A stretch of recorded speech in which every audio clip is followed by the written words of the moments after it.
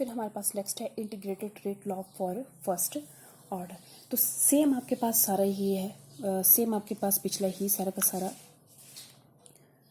Article है आपके पास। तो फिर से वहीं according to differentiation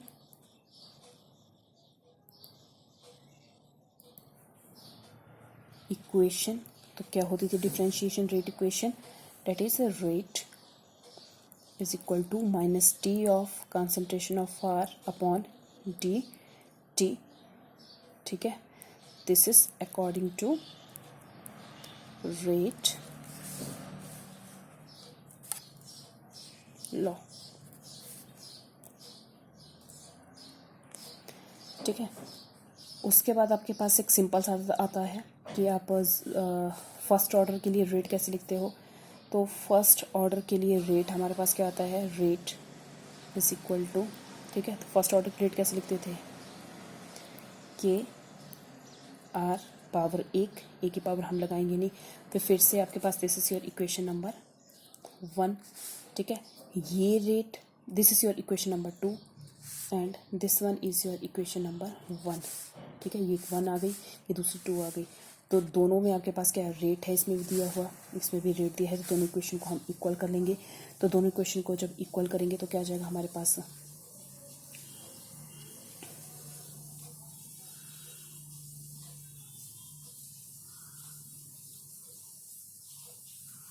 minus of T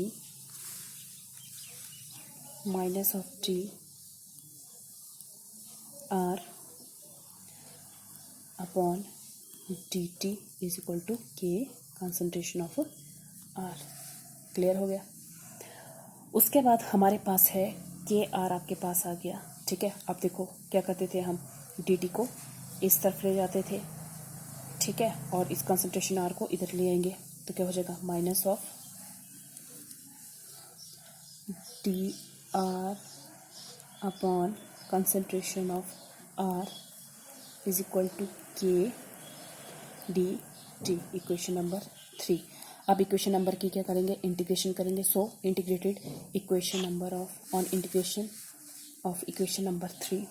ठीक है, तो माइनस का साइन बाहर,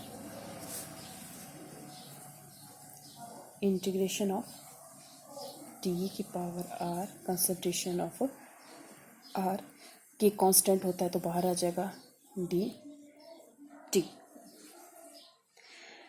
ठीक है, उसके बाद आपके पास ये डिफरेंशिएशन रेट इक्वेशन बन गई। देखो ये वाली इक्वेशन सिमिलर है, ये अपने साइड में लिखना है जो मैं लिख रही हूँ, ये वाली इक्वेशन सिमिलर है इस तरह की।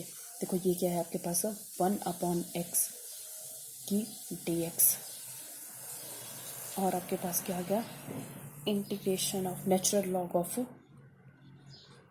x। ठीक है, तो इसकी फॉर्म में आपने इसको लिखना है। ठीक है, तो ये आपके पास आ गया। देखो डी आपके पास अलग सा है, तो ये आर, ठीक है, ये डी आर आ गया यहाँ पे। तो डी आर का क्या मतलब है, यहाँ पे आ गया डी एक्स। ठीक है, और नीचे आर है, आर की जगह हम क्या लिख रहे हैं, एक्स लिख रहे हैं। तो इस तरह से आपके पास आ जाएगा। ठीक है, और तो ये आ जाएगा एल एन एक्स के बराबर। ठीक है, और अगर ये एल एन एक्स के बराबर आ रहा है तो ये किसके बराबर आ जाएगा, एक्स की जगह यहाँ क्या है, आर, तो ये एल एन आर के बराबर आ जाएगा। तो इसकी अगर आप डिफ्रेंशिएशन को, ठीक है, उसकी अगर आप डिफ्रेंशिएशन को सॉल्व करते हैं तो इंटीग्रेशन कांस्टेंट भी आ जाएगा। तो यहाँ क्या आ जाएगा आपके पास, L N R K T plus आई। फिर से पिछला चलेगा सारा का सारा। अगर टी आपके पास क्या है, ज़ीरो, टी ज़ीरो आ गया तो हमारे पास क्या हो जाता है। ठीक है, तो टी अगर ज़ीरो है तो हम क्या बोलेंगे, concentration of R is equal to concentration of R naught. और अगर कंसंट्रेशन ऑफ आर नॉट के बराबर आ जाएगा तो भर दो इसकी वैल्यू। ठीक है, आर नॉट के बराबर आ गया तो minus of L N R naught K into zero plus I, L N R naught K into zero plus I आ गया आपके पास यहाँ पे। ठीक है, तो एल एन की वैल्यू क्या है, minus L N R naught, ये हो गया ज़ीरो पूरी टर्म, और यह आ गया आई। ठीक है, अब इस इक्वेशन को आपने रखना है, ठीक है, किस पे रखोगे, अगर इस इक्वेशन को हम रखेंगे, अब आपने आई की वैल्यू को इस इक्वेशन पे रखना है, that is equation number A में भरोगे। सो इस इक्वेशन में भरो, तो जब हम ए में इस इक्वेशन को भरेंगे सो वी हैव, ठीक है, ऐसे आ जाएगा L N of R K T minus L N R naught. अब इसको इधर ले जाओ जैसा पहले ले जाते थे, तो L N natural log of R naught L N R K T.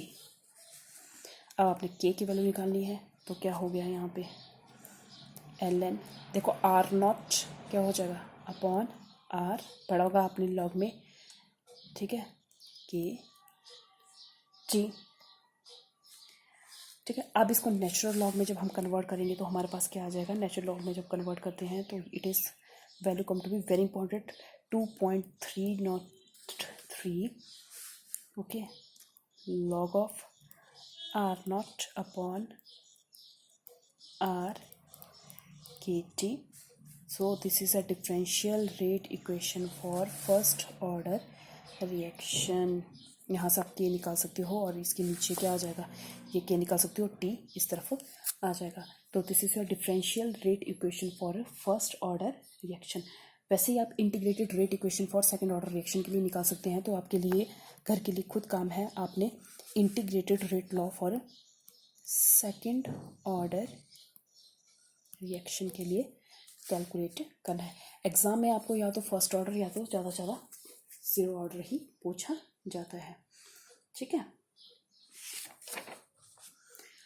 अब रेट लॉ के बाद हमारे पास जो नेक्स्ट थिंग है that is your half life period for first order reaction. It is also important. Thank you.